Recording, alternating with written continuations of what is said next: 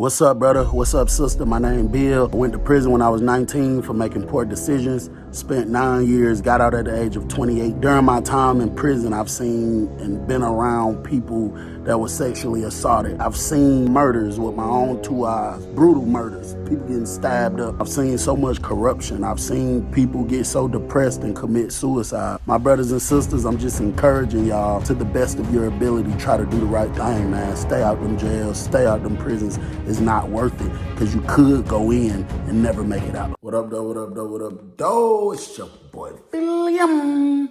So listen, we jumping straight into this thing, man. So my little partner, Ro probably was about 19, 20, young, skinny black dude. At this time, I had to be every bit about 26. I had a whole lot going on in the chain game. I done learned my way around. I know the do's, the don'ts. Shit, I done got me a little money. Feel me? I done caught me a few mules. I had a whole lot going on. Ro kind of like my runner. He cool though. Cool, like I say, young dude, dark skin, keep a nappy little hair until it get too long, then they force him to cut it off or whatever. But Ro was cool. He was my little guy. One day I sent Ro out. It was 2 zips of Al Green and a whole can of Chris Brown. And a can, you know, I've explained to y'all before, is just a big can of tobacco that they sell. That was very expensive, you know what I'm saying? So he was going to drop that off in another building, and in exchange, he was picking up 2 phones. So I'm at the window watching Ro. You know, you got people trying to talk to me, holler at me. I'm telling everybody, hold on, bro, hold on. You know what I'm saying? Hold on, I'm trying to pay attention to something. I'm on point, hold on real quick. One of my folks calling my name, telling me that one of our folks on the phone. And I'm just telling him like, bro, hold on, bro, I'm trying to do something. He like, bro, he said, now it's important. Now, you know, this was the person that had a lot of say-so with a lot of things. So usually when this person call and say, hey, I need C-Bill on the phone now, it's usually something that you don't avoid. You usually gotta get to it. So I'm like, God damn, one of y'all can't just tell me what the man said. So I run up there, get on the phone, I holler at him. He tell me what he need to tell me. It's about somebody in the dorm that needs to get their ass beat and get put on the door. I'm like, okay, for sure. I run back down there to the window. When I run back down there to the window, the first thing I noticed before I even got to the window, the officer in our booth was running out of the booth. So I'm like, oh shit, somebody done got stabbed, which I'm not saying I want nobody to get stabbed, but that'll be a real good distraction for Ro, because they not finna be studying him and nothing he could possibly have. They only focused on, you know, whatever they got going on. I see Ro taking off running. I'm talking about he busting running. You got 3 CERT team members chasing him, running behind him. You got the deputy warden of security running behind him. Now you got other officers popping out from these dorms running behind Ro. But Ro is running up this way, like towards the building still, the gate's open. Now we got these big ass holes in our little vent thing at the inside of it, you know what I'm saying? So I'm like, fuck it. I shoot off in the TV room and I'm just at the window. The officer here done ran down there. She started running this way trying to chase Ro and then ended back up on this side. So now she's running back down this way. So I get right here to the thing, and as Ro running fast as hell, he digging in his shorts. So I know he don't got all that shit, because, you know, it's bigger than that. I know it got to be the phones. He digging in his shorts. He running towards the thing fast as hell. He looking at me, and as he got a little closer, he pulled it out. It was 2 phones saran wrapped together. He ran up super close to the thing, and he hurried up, shoved them through it. I hurried up, grabbed it, turned around, took off running. As I was running up the steps, this white boy was coming down the steps that I used to have hold some of my stuff sometime. I immediately passed it to him. I was like, huh, put that up. I passed it to him, and as soon as I got to the top of the steps, it was other officers that done made it to the thing already. They're staring, trying to see, you know, whatever. So I shoot in my room. That's really, you know, a distraction, like to throw them off. You feel me? Because I'm already knowing they about to be trying to see something. So I throw them off. I do that. They hurry up, pop the door. I can hear them. I'm not even looking at the thing. I could hear them taking off running. So since I had a spot in my room, I had to distract their ass just so a motherfucker don't go to sniffing their nose in the wrong spot, which is really the correct spot, and then my black ass be popped. So I get down on the floor and I crawl, like, you know, my head, a little bit of my back, and my arms up under the bed. and I'm like moving my arms under the bed because, you know, to make it seem like I got a hiding spot or something under the bed. So when I know when they really search my room, they focus more so gonna be under the bed when I ain't even got shit I ain't supposed to have under the bed. So I'm down there doing that. They bust my door. Get up, inmate, right now, get up. So they run in, one of them grab my leg, start pulling. I'm like, hold on, bro, what the hell y'all doing? Get up right now, get up right now. So I jump up, I'm like, man, what the hell going on? The deputy warden, he pull out his handcuff, hands behind your back. I'm like, what the fuck I did, Dep? Hands behind your back, man. And the sergeant pulled off his taser. He said, if he asks you again, I'm tasing. So I'm like, damn, I ain't even do shit. So I let them cuff me up. The deputy warden of security told Sir, get down there, it's under there somewhere. Whatever they had, he just was trying to hide it under their bed somewhere. Make sure y'all find it. He come walking me out. He like, what the hell that man passed you through the window? I'm like, who? He said, man, come on, don't play stupid, Bill. I said, ain't nobody passed me shit through no window, Dep. I'm telling you, I ain't seen nobody do nothing. He said, so you wasn't just at the window and grabbed something? I said, no. He said, so what the hell you was running in the room for and fell on the floor and got under the bed? I said, bro, that's my business. I was doing something in my room, but I didn't have no contraband or nothing like that. So one of the search team, the one that was standing by the door, like watching the door, he told him, take him down the intake. We gonna stay here and do this. As we go walking, I see they way in front of me with Ro. They got him handcuffed. And the whole time we walking, search team just trying to finesse me, just trying to ask me, what was it, bro? You know, if you just be honest with the deputy warden of security, if you just tell him what was it, tell him what y'all was doing, shit, you probably, they probably let you off or something. I'm like, bro, I wasn't doing shit, didn't have shit, blah, blah, blah. So he like, all right, you wanna play the tough guy role? Tough guys got to sit in the hole. I'm like, bro, at the end of the day, I accepted that whole shit as just a part of reality, bro. It's just like, nigga, when you in prison and you know for a fact you're not following the rules 100%, when you know you're gonna buck on certain rules, when you know you're gonna smoke, you know you're gonna be on the phone, bro, me going to the hole don't stop my time, nigga. That shit don't slow me down. I wasn't parole eligible. I wasn't trying to get out early for parole. I had already fully understood that I was gonna have to do all of my time every day of it. So shit, when it came to getting in trouble or doing stuff, man, I didn't give a damn, you know what I'm saying? So they take us up there, they strip search me. What they did I have, nah, I ain't had to go to medical. They just walked me through there, but they strip searched me, they took me back, made me sit in the dog cage, just looked literally like a dog kennel. And they had Ro like 2 of them down from me. So he was like, they ain't get it, did it? I was like, hell no, I passed it off to such and such. He was like, bet. He said, man, the deputy warden of security, he saw me grab the bomb from dude. He didn't know what it was, but he saw me grab something. I just hit it on their ass. And then I'm sitting there thinking, well, if he saw you grab it from him, why the hell that nigga ass ain't goddamn down here with us too? Not saying I'm hating on a nigga and I wanted all 3 of us to be in the hole, but I'm just saying, shit sound a little flaky. So the officer come out there, they ask us our GDC numbers and stuff like that. So I tell the officer, I'm trying to like, tell him, man, put me and my bro in the same room, bro. Put me and bro in the same room. So he like, shit, I see what we can do. I don't know if we got no open room and we ain't finna move nobody out into another room just for y'all to go in there. If it's an open room already, I'll put both of y'all in there. So he come out, he take Ro first. And when he came out, he was like, I ain't got no open room, bro. I gotta put y'all in 2 different rooms. I was like, damn, it's all good, bro. So he took Ro out. So I'm just sitting there waiting. He finally come back about 20 minutes later and get me. Take me to the room. He like, hey, inmate, cuff up. He tell the my new finna be roommate. He like, hey, inmate, cuff up. So dude looked like he walking slow because they lift up the flap. You can kind of see the nigga from back there, but it just looked like he walking slow. So as he get to the thing, he looking, I can't really tell because they got all them tiny holes in the glass. So I couldn't 100% see what he looked like. And then he got down and was looking up like this to look at me.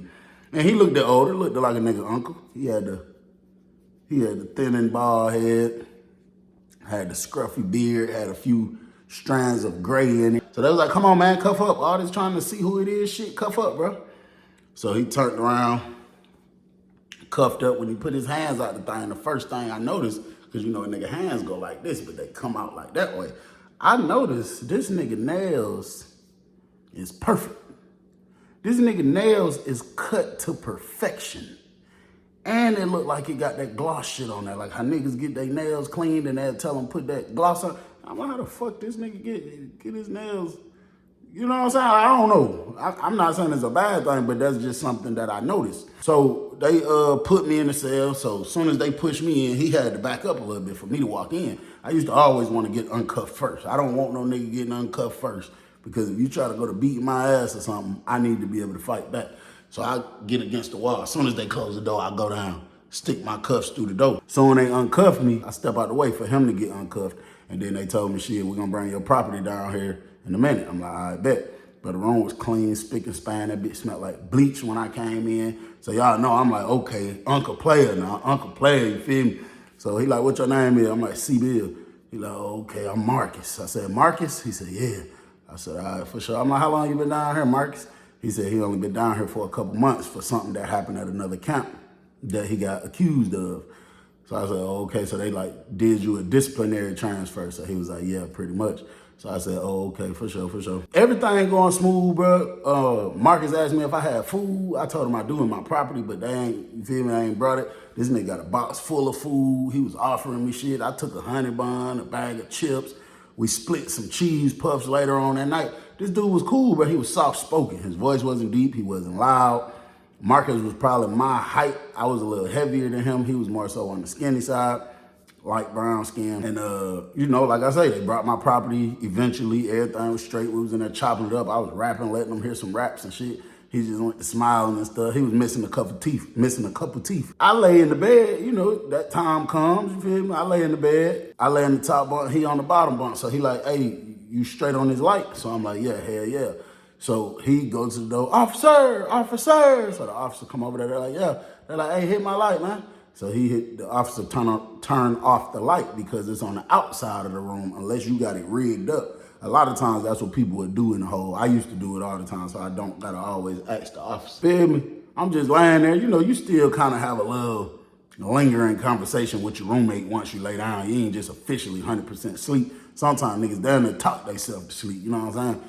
So I'm like, hell yeah, boy, woo. He was like, how much time you got in there, Phil? So I probably said like 3 years left, whatever, however much time I had left, 2-3 years, something like that.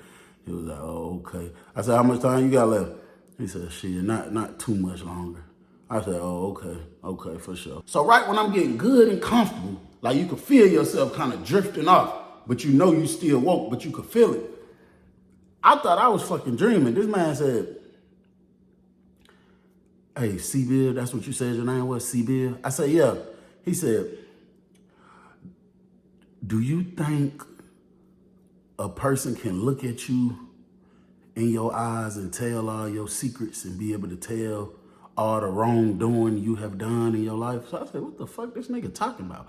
So I said, hell nah, man, nigga. I mean, if you got some crazy demons on you, then maybe a nigga can look in your eyes if you know you old evil folks type of nigga, or just something you just got that guilty look, then it's a high possibility, but I can't just look in your eyes and tell you exactly what you did, what happened, the date, the time, what color drawers you had on. Shit, I don't fucking know. So he started laughing. He was like, yeah. So I'm like, okay, you know, go to sleep. I wake up, middle of the night, gotta pee like a motherfucker. First thing I did was look at my watch. It was like 2:31 a.m. I shoot my legs over the bed. I hop down. When I hop down, Marcus sitting straight up. I hop down. I walk over to the thing. You know, I look over. I see the silhouette. Not the silhouette, but it's like, well, I guess that could be considered that. But I see his body, just the frame of it, sitting straight up, bro. You feel me? I'm like, bro, what the fuck this nigga got going on? So I piss real quick. I flush the toilet. I go wash my hands. When I turn back around, I say, you up, Mark? He said, yeah. But this one was crazy. When he turned to face me, bro, this nigga was sitting Indian style in the middle of the bed facing the wall. This motherfucker ain't reading a book. He ain't watching TV. He ain't texting nobody. This nigga staring at the wall in the pitch black night. I said, you must just woke up, man. Your ass must have had a bad dream or something. I'm just trying to be funny just to not make this shit feel so weird. That nigga say, I haven't slept or dreamed in years. So now, hey, listen, y'all already know how paranoid I be. It's already pitch fucking black in here. I don't know if you got a candy bar in your hand. You talking about you ain't slept or dreamed in years. Oh, nah, my boy. Nah, I think I'm about to work a move, try to get the fuck out of this cell, because I don't want to go to sleep around a nigga like you. So I hop back on the rack. I'm like, what the hell you mean you ain't slept or dreamed in years? He said, exactly what I just said, nephew. I haven't slept or dreamed in years. I said, oh, okay. So I lay down. I'm just thinking about this shit. I'm trying to fight to sleep so I can stay up, because I don't want to go to sleep around this nigga, because he giving me some weird-ass, crazy-ass vibes now. And then I just fucked around and went to sleep. I wake back up because I could hear like the flaps slapping. That means the officers out there feeding the trays, and they open it up. You know, it's all metal, so they slap that shit back down. It's a loud smacking sound. So I wake up and I roll over. I don't roll over because I sleep on my back, but I just like this and I look over. And bro, this is probably one of the most disturbing things about my prison experience.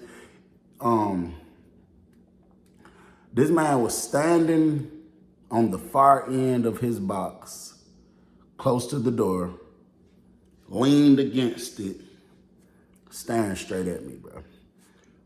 When I looked at his eyes immediately, we didn't immediately lock eyes, because he was looking like down here, like in my face area.